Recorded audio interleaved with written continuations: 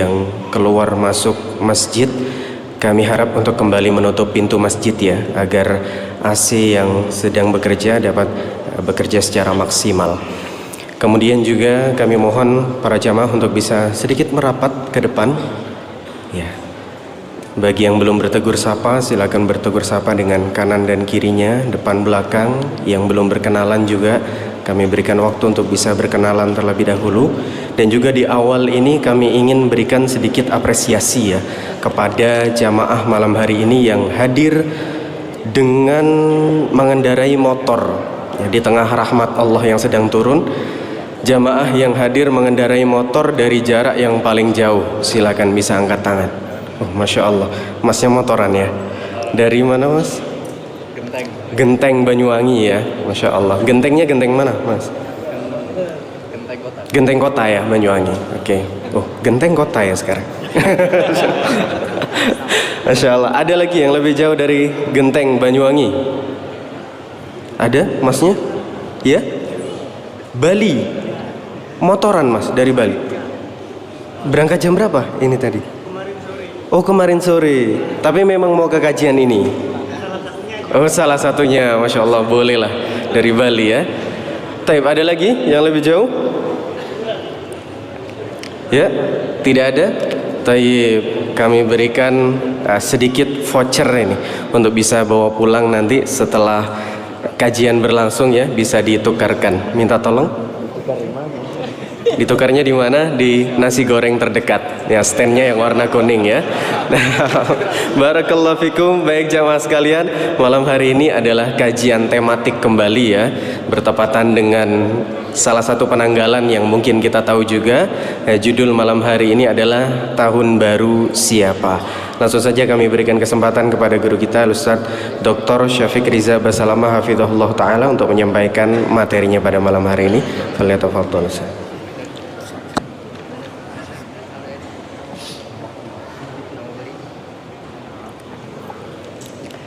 Assalamualaikum warahmatullahi wabarakatuh. Waalaikumsalam warahmatullahi wabarakatuh. Alhamdulillah alladzi hadana lihada wa ma kunna linahtadiya laula an hadana Allah. Segala puji bagi Allah Jalla Jalaluh yang telah memberikan petunjuknya kepada kita, yang memang kita senantiasa meminta dan memohon petunjuk tersebut. Kita tidak pernah berhenti mengatakan ihdinas siratal mustaqim, dan Allah memberikan petunjuk kepada kita yang kalau bukan karena kebaikan Allah, kita nggak akan pernah ngerti mana yang hak dan mana yang batil. Kita tidak akan berbondong-bondong datang ke masjid ini, nggak bakalan. Maka hendaklah kita memuja dan memuji Allah atas nikmat yang diberikan, di mana yang paling agung adalah nikmat hidayah tersebut. Allahumma salli wa sallim ala abdika wa rasulika sayyidina wa maulana Muhammadin wa ala alihi wa ashabihi ajma'in. Ya Allah, semoga salawat dan salam, berkah dan nikmat senantiasa Engkau curahkan untuk hamba kekasih-Mu, untuk baginda Nabi kita Muhammad alaihi salatu wassalam, untuk keluarga beliau, untuk istri-istri beliau, untuk putra-putri beliau, dan untuk seluruh sahabat Nabi. Semoga Allah meridai kita bersama mereka. Amma ba'd, Allahumma anfa'na bima 'allamtana wa 'allimna ma yanfa'una wa zidna ilman. Malam ini tanggal 12. Nah, 12 kan? 12 Rajab. 12 Rajab 1447 Hijriah, yang bertepatan dengan malam 1. Malam 1. Besok tanggal 1. Iya, bertepatan dengan malam tahun baru, yang sepertinya kebanyakan umat manusia di muka bumi ini, bahkan kalau nggak salah umat Islam pun, sedang mempersiapkan diri. Kalau tadi ana lihat ada yang mulai jual ikan segar di pinggir jalan ya. Yang pemandangan itu nggak pernah ada sebenarnya gitu. Ramai orangnya. Ikan apa biasanya yang antum bakarnya? Mujair, ya, nila, ikan mas juga. Dan ana mulai lihat juga, tapi alhamdulillah nggak seperti tahun lalu. Ana lihat penjual-penjual trompet mulai berjejeran di pinggir jalan. Entah persiapan apa lagi ana nggak tahu. Mungkin yang datang dari jauh melihat sepanjang jalan yang dipersiapkan oleh masyarakat. Sebelumnya tadi sudah disampaikan oleh MC kita, antum udah kenalan nggak? Antum males kenalan jamaah. Bertegur sapa aja enggak? Baik, ana mau tanya, yang pakai baju liris-liris itu, iya antum? Udah kenal sama yang kanan antum? Enggak kan? Enggak, belum. Ayo kenalan dulu semuanya. Kenalkan diri antum. Jangan tanya, tapi kenalkan diri antum. Ayo semuanya jamaah. Ibu-ibu juga. Ibu-ibu. Kenalkan diri antum. Ana fulan.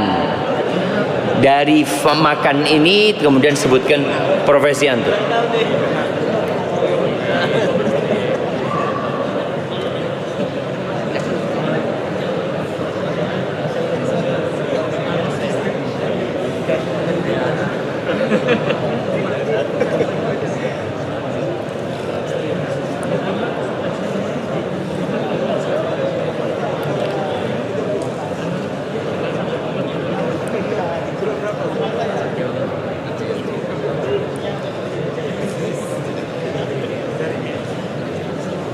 Nah, mau tuker-tukeran nomor HP nggak apa-apa ya. Tafadhol.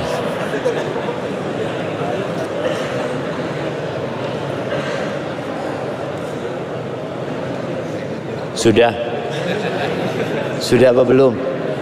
Ada yang belum lihat. Ada yang tadi cuma lihat ke depan, lihat ustadznya, nggak lihat kanan kiri. Tapi ala kulli hal. Ana alhamdulillah bagian kiri ana ini sudah tertib ya, jarang yang bersandar. Bagian kanan masih banyak yang bersandar jemaah. Tapi nggak apa-apa, kita husnudzon. Mungkin punggungnya sakit jemaah. Nah, kita berhusnudzon ya. Merapat suruh merapat, tetap tidak merapat. Ala kulli hal. Ahibati fillah. Dunia ini penjara buat orang beriman. Ad-dunya sijnul mu'min wa jannatul kafir. Itu kata Nabi alaihi salatu wassalam. Dunia ini penjara buat orang beriman. Kenapa disebut penjara? Karena banyak aturan yang mengekang mungkin. Kita tidak bisa bergerak semau kita. Orang beriman.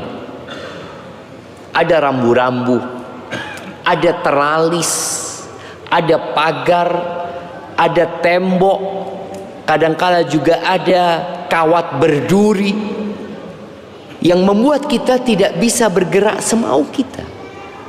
Itu buat orang yang beriman.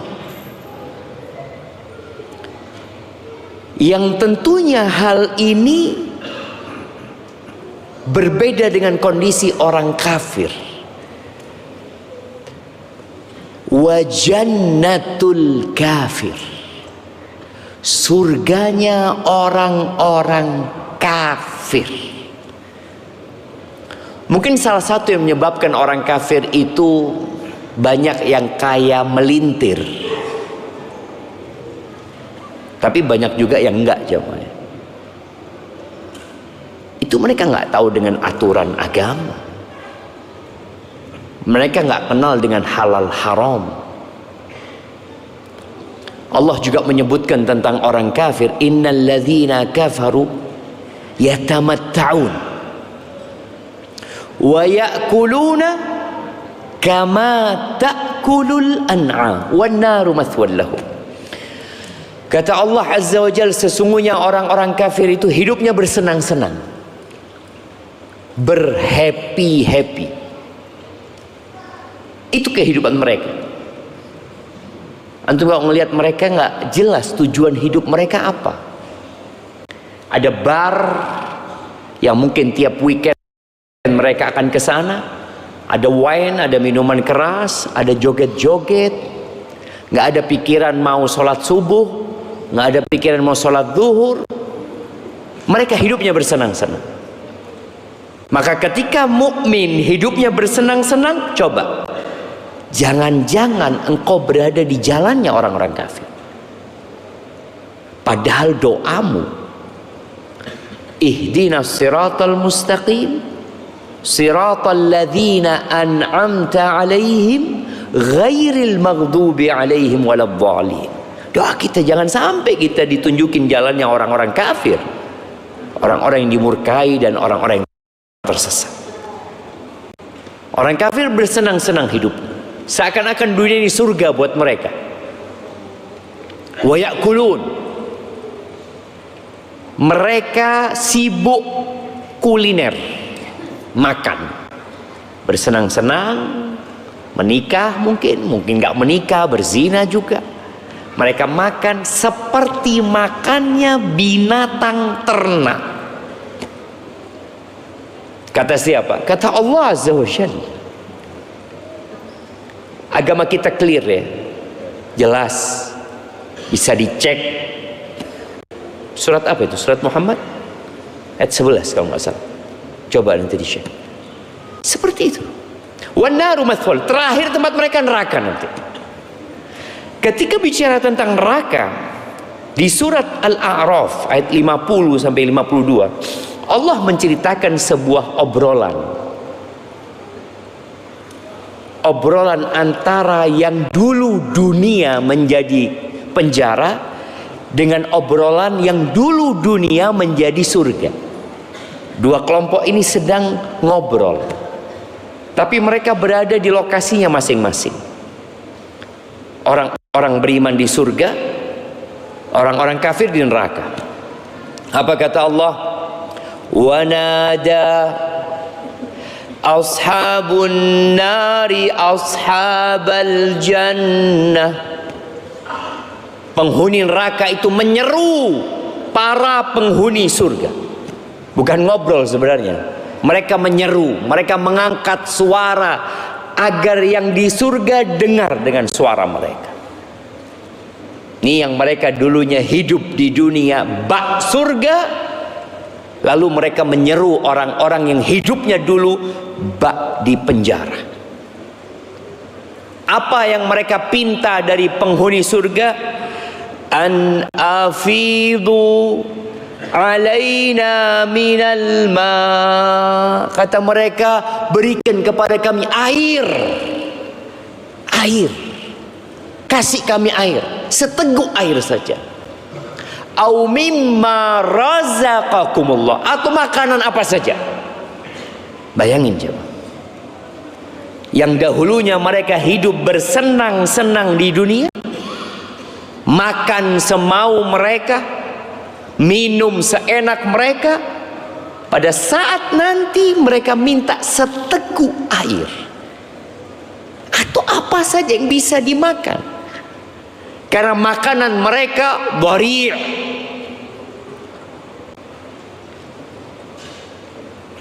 Makanan mereka apa? Duri. Minuman mereka apa?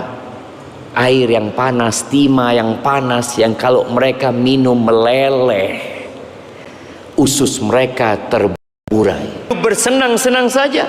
Mereka juga nggak bisa mati. Ingin mengakhiri penderitaan mereka. Apa jawab orang-orang yang dulu hidup seperti di penjara? Qalu innallaha harramahuma 'alal kafirin. Allah mengharamkan dua ini atas orang-orang kafir.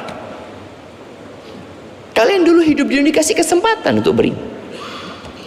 Siapa mereka? Alladzina ittakhadhu dinahum lahwaw wa la'iba. Mereka yang menjadikan agama mereka sebagai permainan dan senda gurau. Allah turunkan agama Islam. Allah perintahkan Nabi alaihi salatu wasallam untuk mendakwain mereka.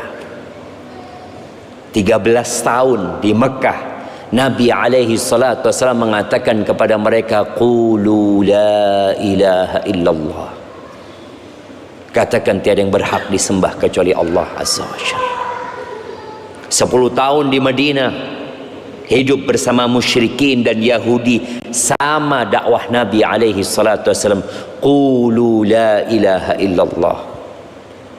Beliau mengutus Mu'ad bin Jabal sallallahu alaihi wasallam ke Yaman. Lalu beliau berpesan kepada Mu'ad, ya Mu'ad, innaka ta'ti qauman ahla kitab. Mu'ad, yang engkau datangi ini sebuah tatanan masyarakat yang mereka memiliki kitab. Mereka Nasara, mereka punya kitab, Injil kitab mereka. Terus gimana dakwah kepada mereka? Falyakun awwal ma tad'uhum ilai syahada an la ilaha illallah. Yang pertama engkau dakwakan la ilaha illallah. Jadi kalau bicara agama, maka kuncinya adalah la ilaha illallah. Dan kunci surga juga la ilaha illallah. Ini orang enggak?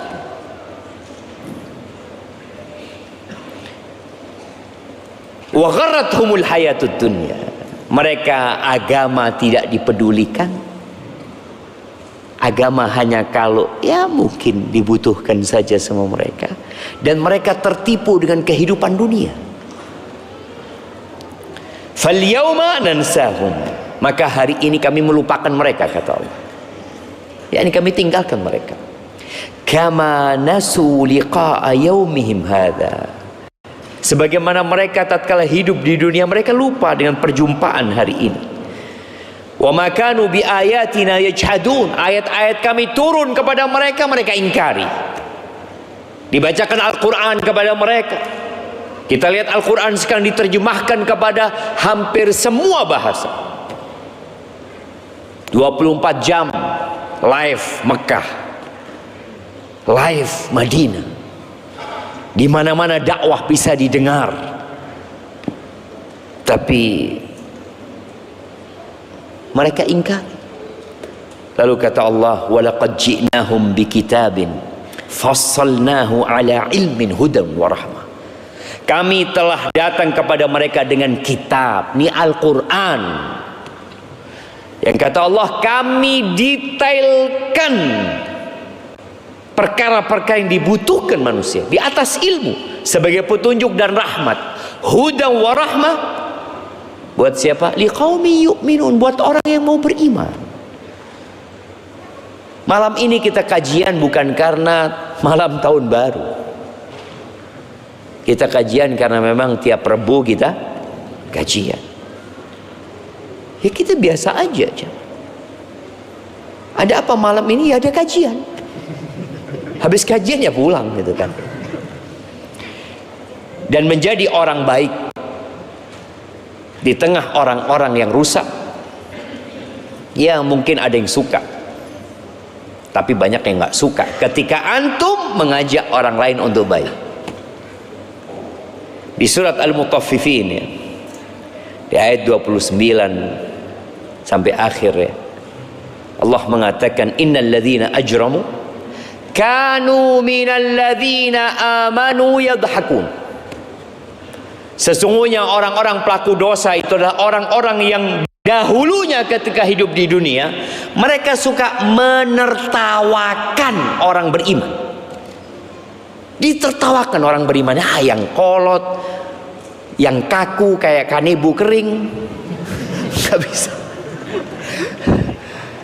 Nah, apa sih? Iya, mereka suka menertawakan. Ketika orang beriman memegang prinsip hidup mereka, menjadikan agama sebagai pedoman mereka, ditertawakan. Wa idza marru bihim yataghamazun.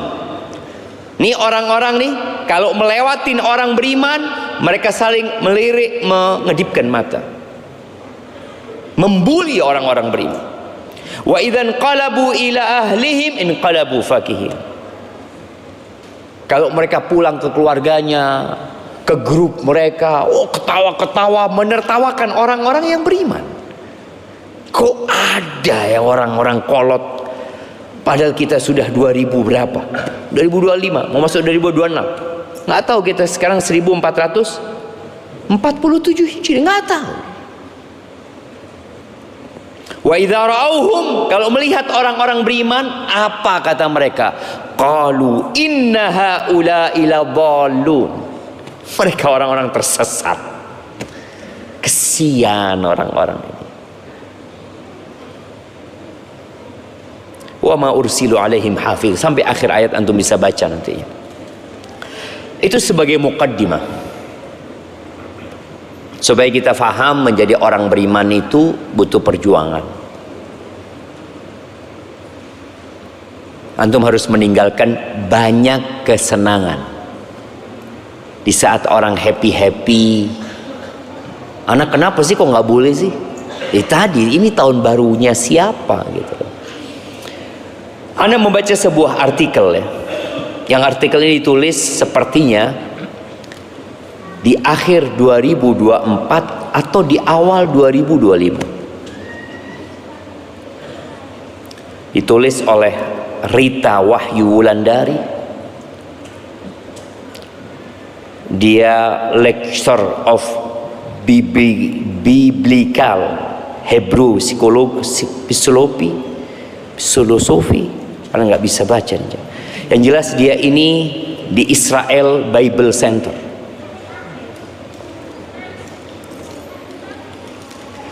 Dia menulis tentang sejarah Masehi 2025. Dia non muslim. Dia bangga. Dalam artikel Anda akan bacakan beberapa poin yang dia tulis. Dia bangga sekali tatkala dunia menjadikan kalendernya Masehi menjadi panutan buat mereka. Tatkala dunia merayakan tahun baru Masehi. Judul artikel ini, ketika dunia mengubah kalendernya, kelahiran Kristus sebagai tanda tahun Masehi.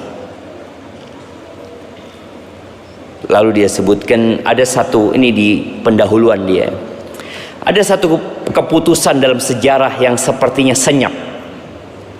Tidak banyak orang di dunia ini menyadarinya, namun dampaknya menembus ribuan tahun.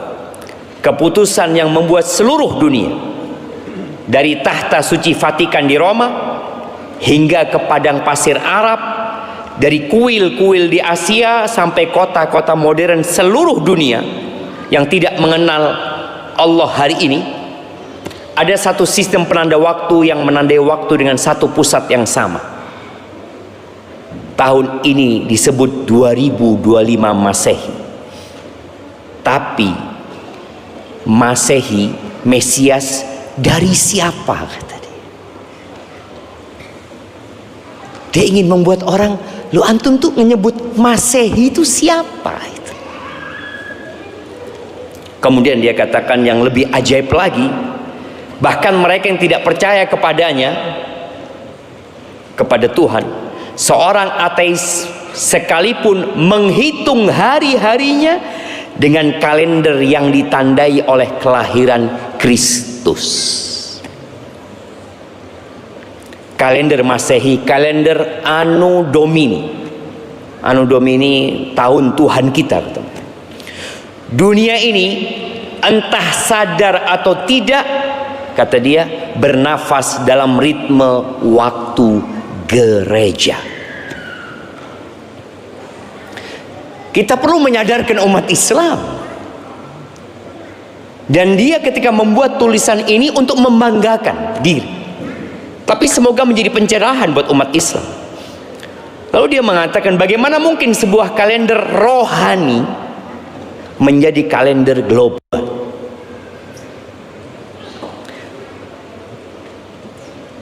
Yang untuk menandai waktu itu dengan sebelum dan sesudah Kristus.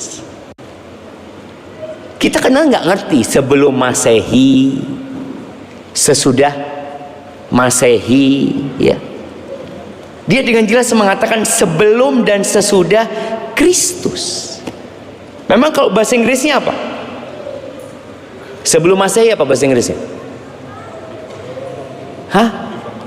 Before Christ. Before Christ. BC mereka nulis. Mereka nulisnya BC, before Christ. Kita kan biasa sebelum Masehi. Loh, ini urusannya sama siapa Masehi? Dengan jelas ketika bahasa Inggris mereka terus terang. Cuma tadi umat Islam nggak ngerti Masehi itu apa. Sehingga biasa aja, ya. Dan dia sebutkan, bayangkan seluruh dunia dari timur sampai barat, dari bangsa beriman sampai mereka yang menyebut diri ateis, menandai hari demi hari dengan kalender yang sama, kalender yang berakar dari kelahiran satu pribadi, Yesus Kristus. Ini tulisan dia. Kalau bicara sistem kalender, dia sebutkan sistem kalender yang ada di dunia ini ya. Kalender Jawa 2025 ya. Kalender Jawa itu ya sekitar tahun 1958 1959. Mereka pakai kalender luni solar. Luna solar. Luni itu matahari, luni itu lunar itu rembulan, solar itu matahari, menggabungkan antara bulan dan matahari ya. Kemudian kalender Hijriah pakai lunar. Kemudian Ibrani lunisol. Ibrani itu lebih tua. Sekarang itu atau tahun 2025 buat mereka adalah tahun 5786.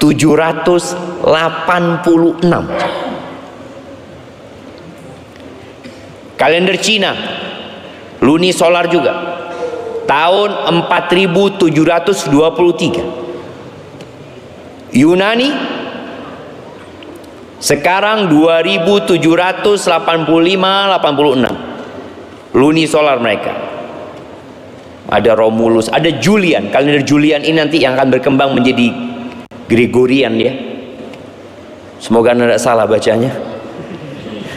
Julian ini 2025. Dulunya mereka kalendernya cuma 10 bulan. Kemudian ditambah 2 bulan. Jadi kalender mereka dulu cuma 304 hari. Kemudian ditambahkan jadi 12 bulan. Itu tadi mereka hanya buatan mereka saja. Jadi kalau bicara matahari ini lebih mengacu kepada musim nanti. Baik. Kemudian disebutkan di sini dahulunya, jadi kalender Masehi ini baru dimulai di abad 6 Masehi. Jadi kaum Nasoro sebelumnya pakai kalender siapa? Mereka pakai AUC, singkatan dari Ab Urbe Condita. Mudah-mudahan nggak salah baca aja ya. Kalau salah ya anggap benar. Ini bahasa Latin yang artinya sejak berdirinya kota Roma. Jadi mereka dulu pakai sejak berdirinya kota Roma. Kota Roma itu berdiri disebutkan tahun 753 sebelum Masehi. Ini menurut sejarawan mereka. Jadi yang dipakai oleh Nasoro sejatinya jamaah, yang dipakai oleh Nabi Adam sampai Nabi Musa dan Isa itu mereka pakai kalender rembulan. Tapi kemudian terjadi perubahan karena mereka ikut Romawi saat itu. Kemudian disebutkan di abad ke-6 ada seorang biarawan ya. Ini di tahun 525 Masehi. Biarawan yang bernama Dionysius Exiguus ya. Dia menetapkan sistem penanggalan baru untuk menentukan waktu kelahiran Yesus dan Paskah Kristen. Kapan lahirnya Yesus? Kapan Paskah? Paskah itu hari apa?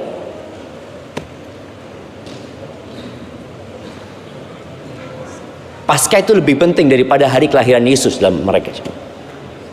Paskah itu hari kebangkitan Yesus.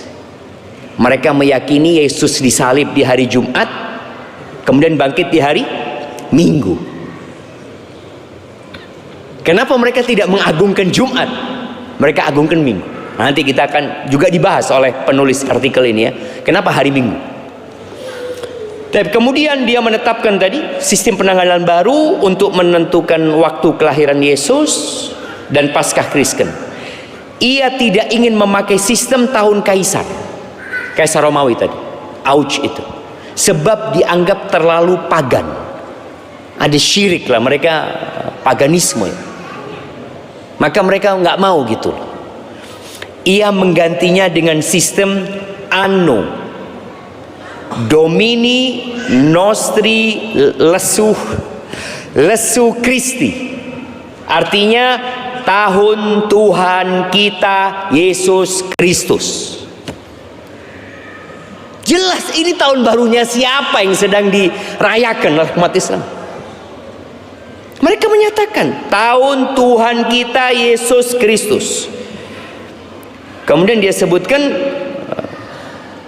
dengan sistem ini tahun kelahiran Yesus ditetapkan 1 AD, Anno Domini, tidak ada tahun 0, nggak ada tahun 0. Langsung dari 1 sebelum Masehi, mereka sebut before Christ, BC ya, ke 1 Anno Domini.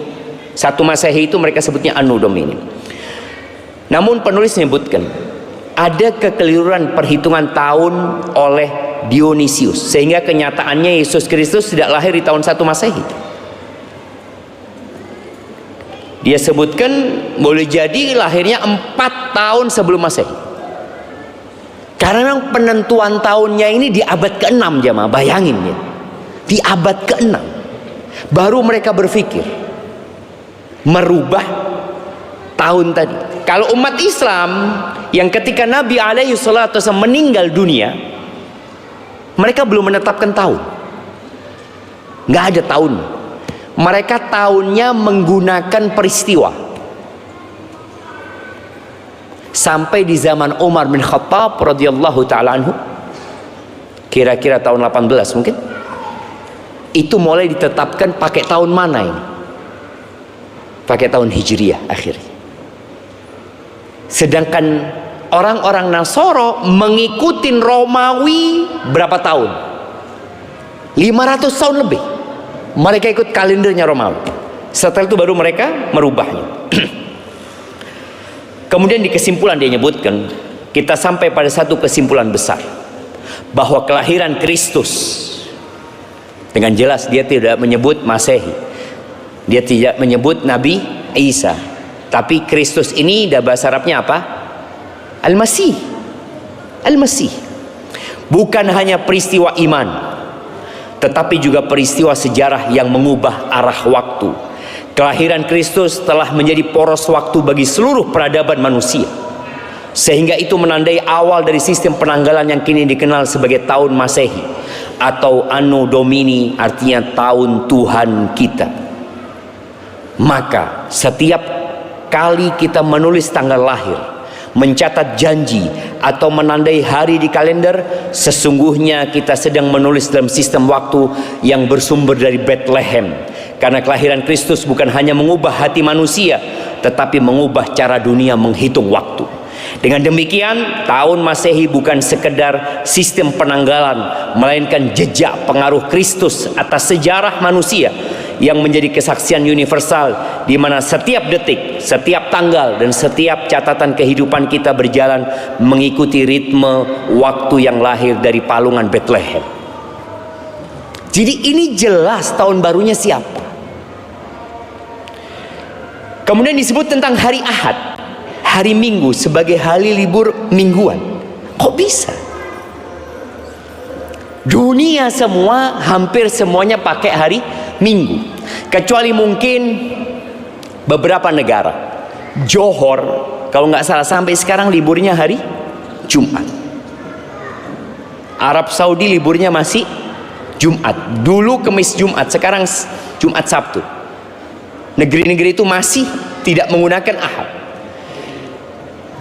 Disebutkan di sini bahwa hari Minggu sudah menjadi hari libur dan hari ibadah Kristen jauh sebelum kalender Gregorian ditetapkan tahun 1582. Bahkan lebih dari 1200 tahun sebelumnya, tepatnya sejak tahun 321 Masehi. Bayangin. Ternyata orang-orang Nasoro di masa Isa Al-Masih dan sesudahnya, mereka tidak menjadikan hari Ahad hari libur.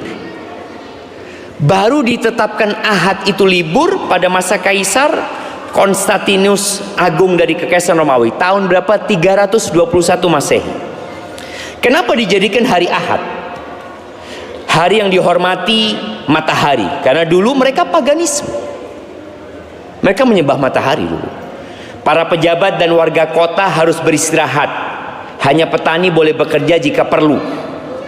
Hari Minggu saat itu dianggap suci bagi umat Kristen karena merupakan hari kebangkitan Kristus. Disalibnya Kristus menurut mereka hari Jumat, dan juga hari yang dihormati dalam tradisi pagan Romawi. Jadi ketemu tuh jemaah. Pagan Romawi, mereka mengagungkan hari Minggu. Kemudian Nasoro menjadikan hari Minggu tadi sebagai hari Paskah karena hari bangkitnya Isa Al-Masih alaihi salam, ya. Ingat, la ilaha illallah Isa Abdullah wa Rasuluh. Dampaknya disebutkan penetapan hari Minggu sebagai hari istirahat resmi menjadi dasar bagi libur hari Minggu di sebagian besar Eropa dan berlanjut hingga kini di banyak negara termasuk Indonesia. Keputusan ini menunjukkan peralihan dari tradisi pagan dan Kristen serta menjadi titik balik penting dalam sejarah Kekaisaran Romawi yang semakin bergeser ke arah pengaruh Kristen. Kemudian dia sebutkan bagaimana kalender Gregorian masuk ke Indonesia. Di mana ceritanya tuh Masehi itu masuk Indonesia? Padahal umat Islam sudah ada lebih dahulu di Indonesia sebelum orang-orang Nasoro datang. Udah ada. Kemudian orang-orang Jawa sudah punya kalender. Terus gimana nih Masehi bisa masuk Indonesia? Disebutkan ekspansi kolonial Eropa. Spanyol, Portugis, Inggris, Belanda, Perancis membawa sistem waktu Kristen, dengan jelas mereka nyebutkan, ke koloni-koloni Asia, Afrika, dan Amerika. Minggu sebagai hari libur menjadi bagian dari tata sosial kolonial, waktu mengikuti tatanan gereja. Kemudian VOC masuk ke Nusantara antara tahun 1602 sampai 1799. VOC Belanda memperkenalkan kalender Gregorian, sistem minggu barat, dan hari Minggu sebagai hari rahat wajib bagi pegawai dan jemaat gereja Protestan. Di Batavia dan kota-kota pelabuhan, Minggu jadi hari gereja dan hari tidak bekerja. Sistem waktu pribumi mulai bergeser. Pergeseran itu karena dampak dari penjajahan. Makanya kalau dikatakan penjajah itu bawa 3G. Apa? 3G. Apa 3G? Gospel, Gold, Glory. Mereka bawa itu. Dan ini penulisnya non muslim nih. Jangan dikatakan oh ini muslim banget. Enggak, ini non muslim yang menulis. Kemudian dia sebutkan di sini berlanjut pada pemerintahan Hindia Belanda setelah VOC bubar. Jadi VOC itu kan sebenarnya pedagang dulu jamaah, perusahaannya. C-nya ini kan company, VOC company. Mereka kemudian berubah menjadi pemerintah. Kolonial Belanda menegakkan aturan libur Minggu bagi kantor pemerintahan dan sekolah. Penjajah.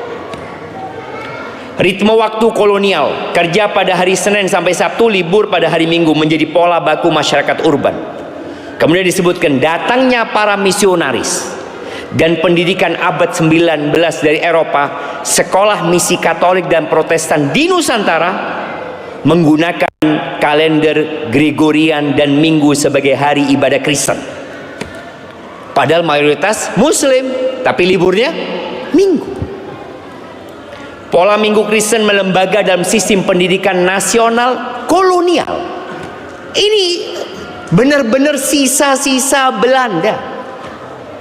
Pada awal Republik Indonesia sampai sekarang, Indonesia mewarisi sistem kalender Gregorian dan jadwal kerja kolonial, Senin sampai Sabtu, Minggu libur.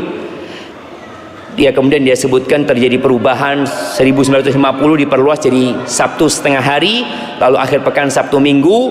Ritme waktu Kristen menjadi ritme nasional dan global. Diterima, kata dia, tanpa dasar religius eksplisit, melainkan administratif dan ekonomi. Jadi nilai pengaruh keagamannya sudah hilang.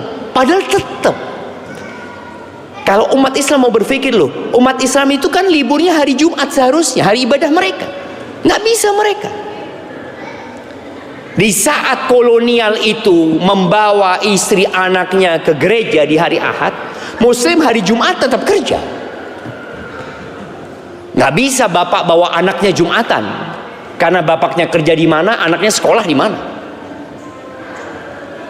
Jadi mungkin berpikir, oh ini hanya administratif. Iya, tapi akan berdampak kepada keagamaan itu. Kalau bicara mayoritas, ya mayoritas Muslim. Tapi karena tadi mereka nggak tahu dengan kalender ini, kalendernya siapa. Jadi menyebarnya kalender Masehi ini, itu dominasi Romawi Kristen, gereja Eropa, kolonialisme, sistem pendidikan dan ekonomi modern. Tapi jangan sampai karena ini sudah menyebar kemana-mana kemudian kita tunduk dan merasa ini sebuah kebenaran. Enggak. Kalender yang benar adalah kalender yang ditetapkan oleh Allah Azza wa Jalla. Dan Allah mengatakan di surat Al-An'am ayat 16 ya, wa in tuti aktsara man fil ardi yudhilluka an sabilillah. Jika engkau mengikuti kebanyakan manusia di bumi ini saya mereka akan menyesatkanmu dari jalan Allah Azza wa Jalla. Pasti tersesat kita jangan. Mengikuti kebanyakan orang itu tersesat. Jadi yang diikutin itu kebenaran. Jadi titik masalahnya, kalender ini bukan kalender milik kita, tapi dirayakan seperti milik kita. Ini kan yang ironis sekali. Tapi kita dengarkan azan dulu.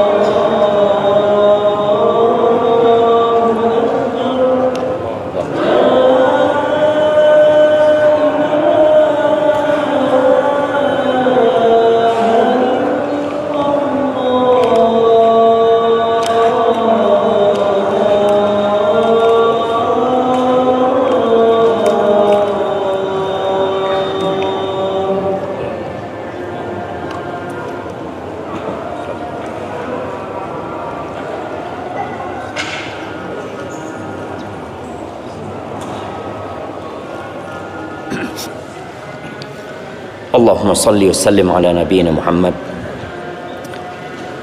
Jadi tahun baru siapa jamaah? Ini tahunnya bukan milik kita, kalendernya bukan milik kita, tapi dirayakan seperti milik sendiri. Bingung umat Islam. Titik masalahnya bukan tanggal, tapi kesadaran identitas. Merayakan tahun baru Masehi oleh kaum muslimin bukan sekedar soal hitung waktu ya, tetapi ini soal siapa yang menentukan ritme hidup kita. Siapa sih? Antum kok bisa rame-rame malam ini? Dalam kerangka nilai siapa bersuka cita, antum seneng-seneng, ini nilai milik siapa? Bicara kearifan lokal ya bukan. Bukan. Kita udah lihat penulis itu menjelaskan dengan gamblang. Dan kalender bukan netral. Jangan dianggap netral. Enggak. Kalender itu membawa makna, simbol, pandangan kehidupan.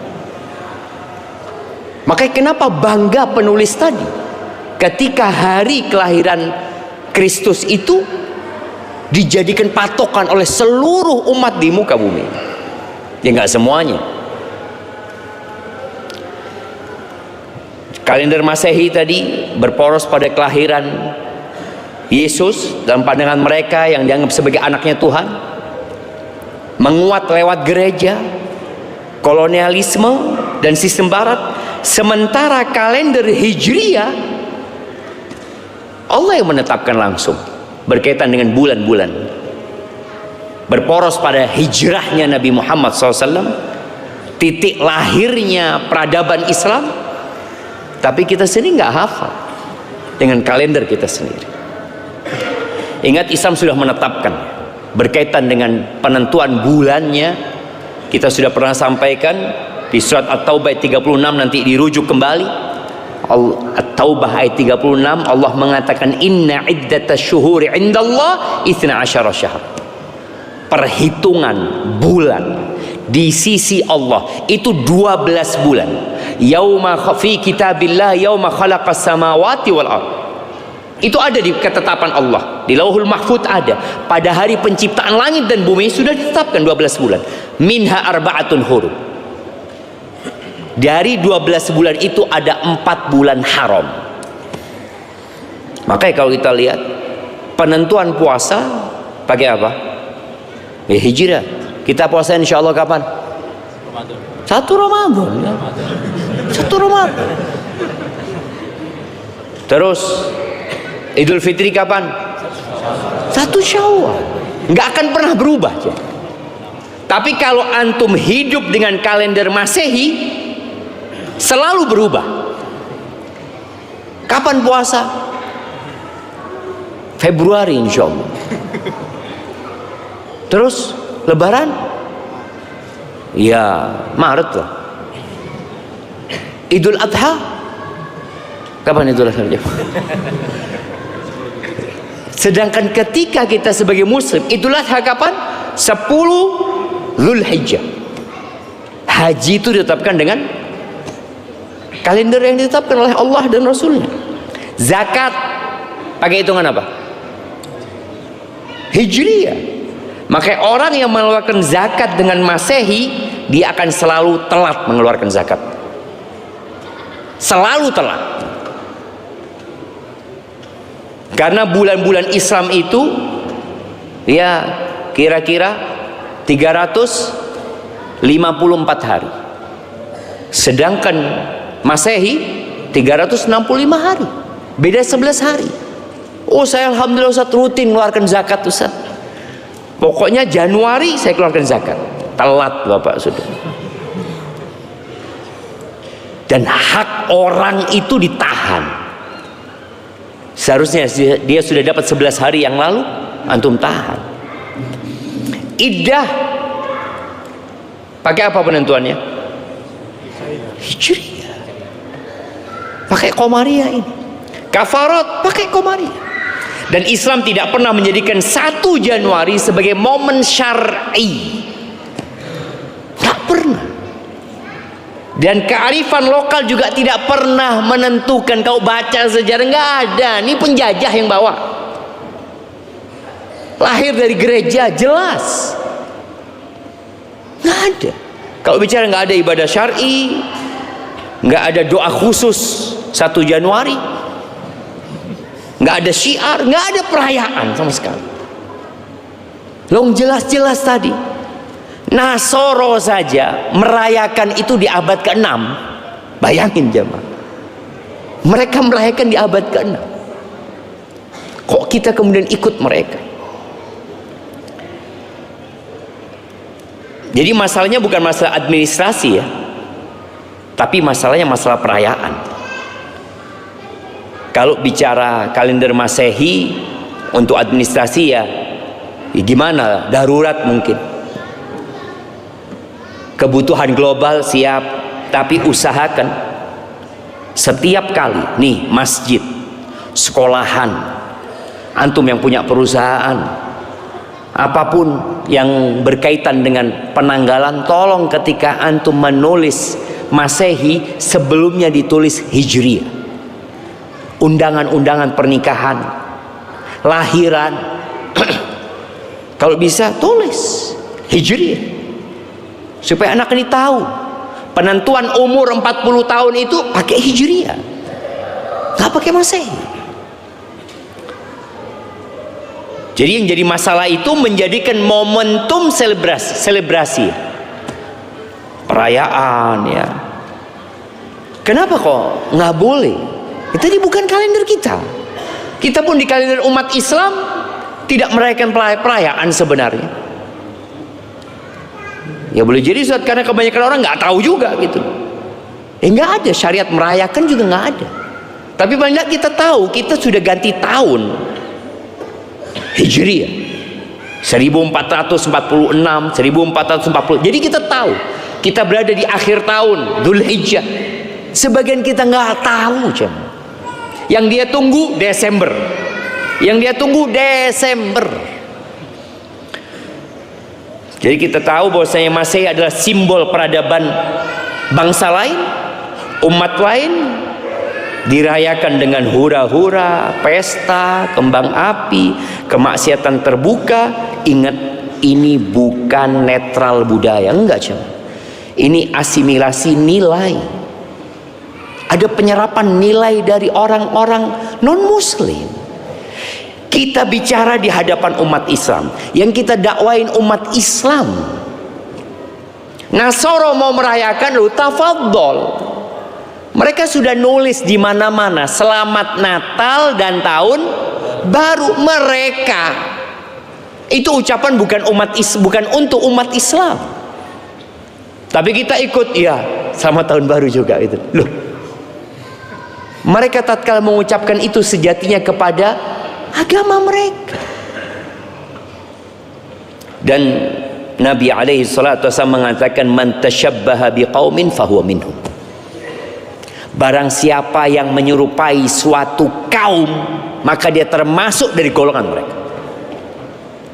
Para ulama menyebutkan bahwa yang terkecil dari yang dapat dipahami dari hadis ini adalah pengharaman mengikuti mereka. Oke, memang kita tidak meyakini dengan Yesus sebagai anak Tuhan, tapi kita hanya ikut merayakan, nggak boleh. Udah jelas sekali ini tahun barunya mereka, engkau tetap ngikutin.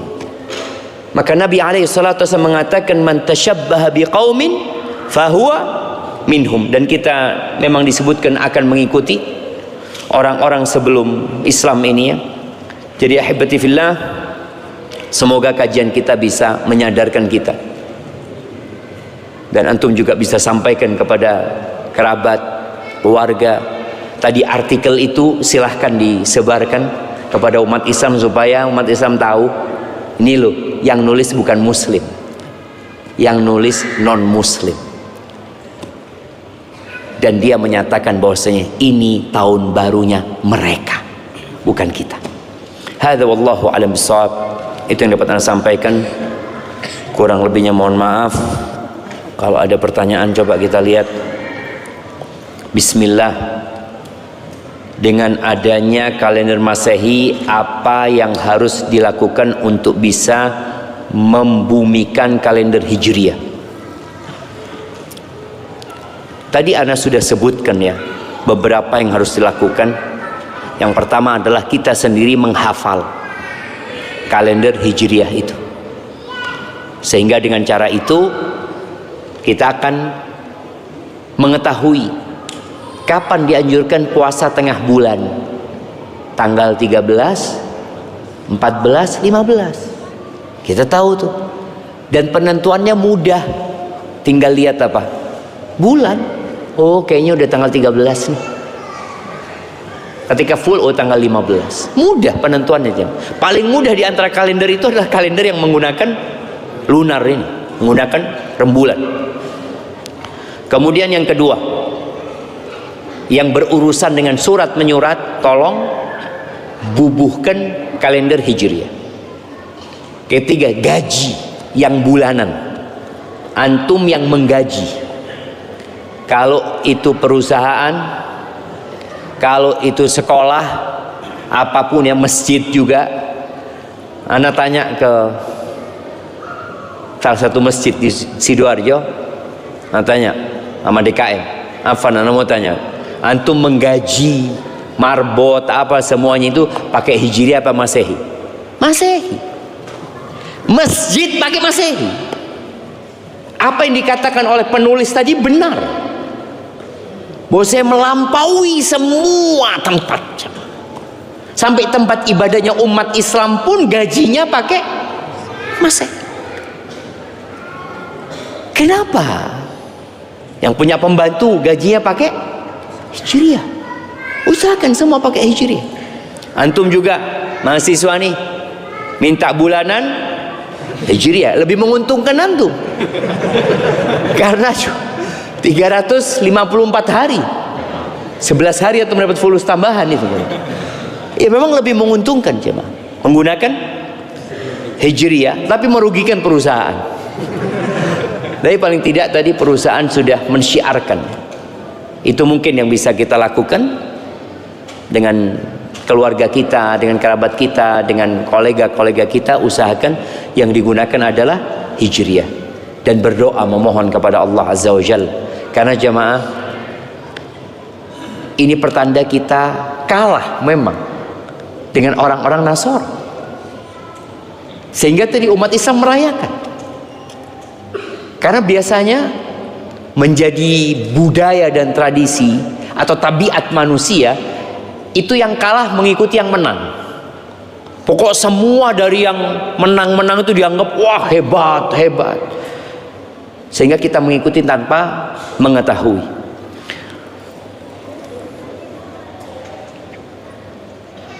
Assalamualaikum Ustaz, izin bertanya. Ana tadi baca di Instagram katanya ada amalan tahun baru berdasarkan dalil dari hadis yang berisi, kita kira-kira maknanya kurang lebih seperti ini: barang siapa masuk pasar lalu membaca la ilaha illallah wahdahu la syarikalah lahul mulku wa lahul hamdu yuhyi wa yumit wa huwa hayyun la yamut biyadihil khair wa huwa ala kulli syai'in qadir, maka Allah akan mencatat baginya 1 juta kebaikan, menghapus 1 juta keburukan, mengangkat 1 juta derajat. Hadis riwayat Tirmidzi. Amalan membaca lafaz di atas jika dibaca pukul 00 maka akan mendapat ganjarannya. Dikiaskan dengan keadaan pada pukul tersebut banyak orang lupa Allah seperti orang di pasar, dan amalan tersebut berlandaskan kaidah fikih al-hukmu yaduru ma'illatihi. Bagaimana hukum amalan tersebut? Ya Allah, suruh tidur jemaah. Ngitung, ini ngitung juga masalahnya. Kan jam 00 berarti dia nunggu kan? Mau baca doa. Udah. Dia menunggu, seharusnya dia tidur. Bangun jam 2 sholat malam. Sebenarnya apa sih yang baru jemaah? Apa yang baru? Kalau antum lihat ya, nunggu nih jam 00, terus lihat rumahnya baru, enggak sih, jamnya tetap, HP-nya tetap, lihat istrinya tetap, istrinya lihat suami tetap, dia ada yang baru. Kita sih dibohongi sebenarnya, nggak ada yang baru, nggak ada yang baru. Dan subhanallah, pemerintah tidak menjadikan tahun baru itu sebagai tahun untuk mengangkat jabatan ya, jabatannya diangkat pada malam tahun baru. Ada jamaah? Kayaknya nggak ada kan? Nggak ada jamaah, nggak ada yang baru sama sekali, nggak ada. Maka tolong kita sadari, kalau dikatakan baca doa ini masuk pasar. Kalau orang lalai itu baca doa gini, sebenarnya di saat-saat orang lalai, ibadah itu akan lebih bernilai di sisi Allah Azza wa Jalla di waktu-waktu lalai. Tapi bukan hanya doa itu, sholat pun, baca Quran pun, zikir pun ya, nggak berkaitan dengan doa ini. Ini doa masuk pasar. Kalau dikatakan kenapa pahalanya besar sekali, ya mungkin karena orang lalai. Itu salah satu hikmah mungkin yang disimpulkan oleh para ulama ya. Barakallahu fikum.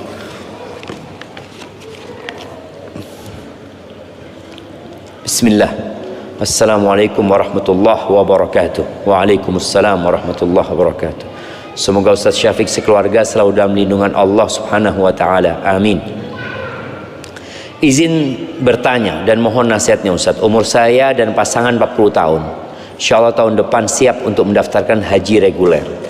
Apa masih jatuh wajib karena masa antrian 26 tahun lagi? Kami pernah umrah 1 kali. Mengingat untuk saat ini secara matematika kami belum mampu untuk mendaftar haji plus atau furoda. Mohon pencerahannya karena nasihat Ustadz akan sangat mempengaruhi pengambilan keputusan kami dalam waktu dekat. Terima kasih, jazakallah. Jadi kalau umur 40 tahun tambah 26 66. Terus gimana? Ya antum daftar. Ketika antum mampu daftar. Kemarin kita sempat berbincang di Dewan Fatwa berkaitan dengan kemampuan ini. Kemampuan itu menjadi wajib bagi antum ketika antum mampu untuk berangkat dengan haji reguler. Bukan mampu bayar DP. Karena orang yang mampu bayar DP berarti dia belum wajib. Kenapa belum wajib? Allah Azza wa Jalla mengatakan walillahi 'alan nasi hajjul baiti man istata'a ilaihi sabila. Bagi yang mampu, engkau nggak mampu berarti nggak wajib daftar, nggak wajib. Tapi mau daftar nggak apa-apa. Mau daftar nggak apa-apa. Tapi kalau mampu berarti antum wajib.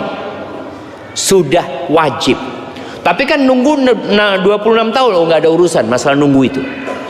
Karena kondisinya seperti itu, tapi antum sudah wajib. Karena punya uang untuk berhaji. Kalau dikatakan tadi enggak, ana belum wajib sebenarnya Ustaz. Ana nggak mau daftar tahun ini, enggak apa-apa. Tapi kalau antum, ana sudah cukup Ustaz. Jadi kalau mamanya haji reguler itu berapa bayarnya? Berapa? Bukan pendaftarannya ya. Totalnya. Tuh 59. Anggap 59 juta tadi.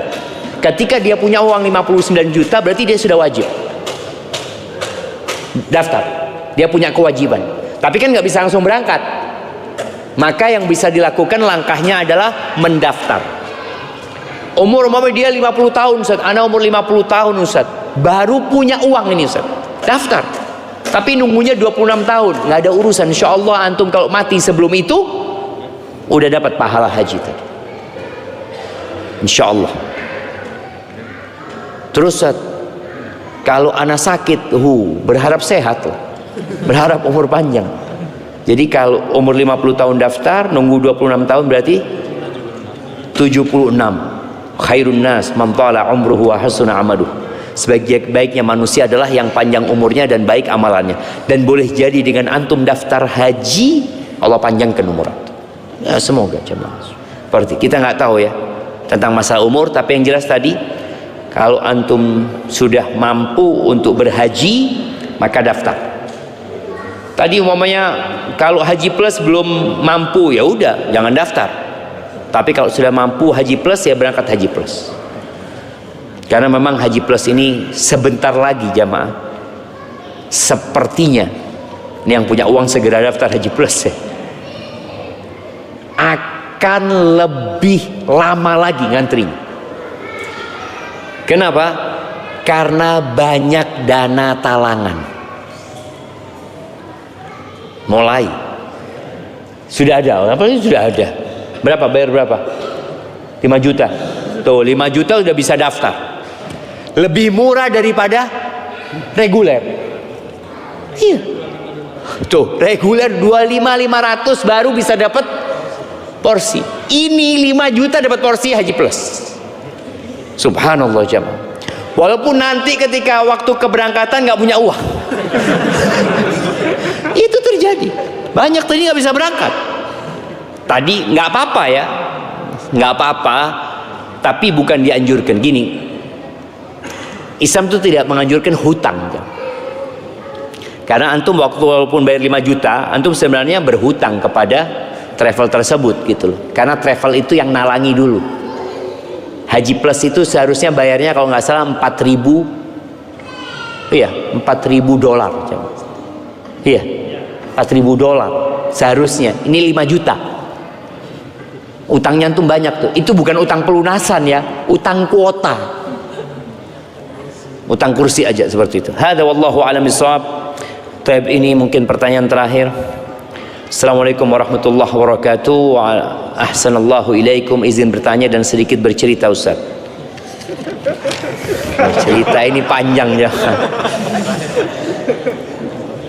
Pada tahun 2024 lalu alhamdulillah istri ana Allah berikan rezeki berupa kehamilan. Putri pertama, kemudian ketika datang bulan Ramadan dan sedang hamil tua, beliau berpuasa 1 bulan kurang 2 hari. Dan ketika mendekati lahiran, berat putri kami hanya 1,5 kilo. Namun setelah berdoa, kemudian ikhtiar, alhamdulillah ketika lahiran beratnya naik menjadi 2,7 kg. Dan alhamdulillah anaknya Ananda sehat. Namun setelah 14 hari putri kami sakit dan meninggal dunia.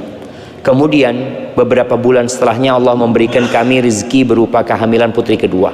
Dan ketika masuk bulan Ramadan kemarin, istri anak izin untuk tidak berpuasa full dan hanya 2 hari saja. Alhamdulillah putri kedua ini lahir dengan berat 3,5 kg.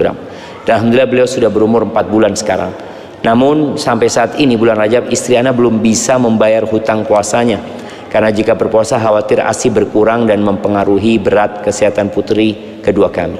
Sedangkan bulan Ramadan 1447 ya sudah dekat. Mohon nasihat dan arahan Ustaz dan permasalahan ini. Apakah boleh membayar kafarat saja ataukah wajib mengqadha puasa yang tertinggal tersebut? Jazakallah khairan Ustaz. Semoga Allah menjaga Ustaz dan kaum muslimin. Iya. Semoga yang sudah punya anak, anaknya jadikan anak-anak yang soleh soleha.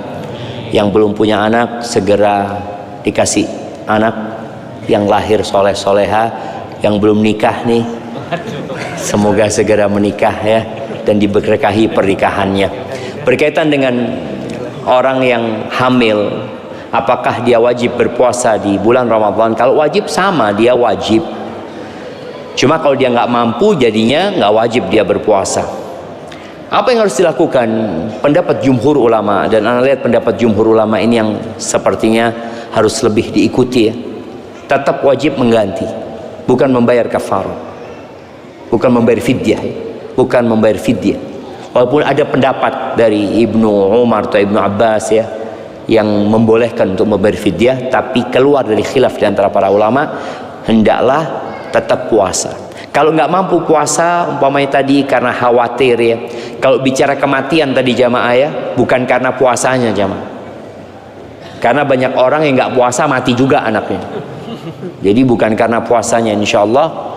Kadangkala orang puasa nggak jaga makan. Padahal berapa banyak orang yang puasa 1 bulan Ramadan, ketika puasa beratnya 60, Syawal 65 aja. Iya, karena puasa lebih banyak makannya. Jadi ini yang perlu diperhatikan. Jadi ketika ada orang hamil mau puasa, sahurnya yang benar, bukanya yang benar. Soalnya kadang-kala dia males sahur, males buka ya karena kondisi hamil ya. Maka lebih baik puasa sudah kalau seperti itu. Kemudian ketika dia nggak mampu untuk membayar sekarang karena kondisi anaknya sedang disusui dan khawatir kalau dia puasa akan berdampak kepada anaknya, ya udah. Engkau nanti Ramadan nggak usah puasa lagi, nggak apa-apa kalau memang khawatir dengan anaknya. Namun begini, ana ingin memberikan nasihat ya kepada orang-orang yang hamil tadi atau yang menyusui. Kalau dia puasa tiap hari mungkin berdampak kepada anaknya, tapi kalau puasanya Senin Kemis insya Allah nggak terlalu berdampak gitu. Apalagi sekarang ada susu tambahan, ketika puasa mungkin bisa ditambahin susunya. Kalau enggak, ini yang perlu dihidupkan, cari ibu susu murdiah, sehingga menghidupkan kembali saudara sesusu. Bisa ketika dia puasa, susuono anakku, seperti itu, bayar tidak apa-apa. Soalnya enggak, anak itu enggak kepingin Ustaz dia minum susu sapi gitu ya.